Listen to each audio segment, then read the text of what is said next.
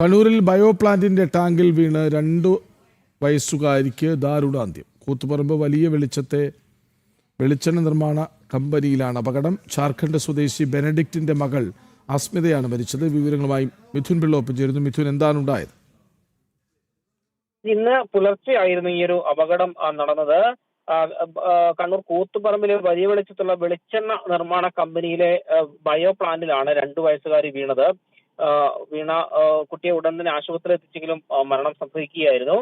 കുട്ടി നടന്നു പോകുന്നതിനിടെ അബദ്ധത്തിൽ ഈ ടാങ്കിൽ വീണു എന്നാണ് നമുക്ക് ലഭിക്കുന്ന വിവരം.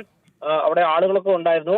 കുട്ടി വീഴുന്നത് കണ്ട ഉടനെ തന്നെ ആളുകൾ ഈ ബയോ പ്ലാന്റിൽ ഇറങ്ങി ആ കുട്ടിയെ പുറത്തെടുത്ത് ആശുപത്രിയിലേക്ക് മാറ്റിയിരുന്നു. പക്ഷെ അപ്പോഴേക്കും മരണപ്പെട്ടിരുന്നു.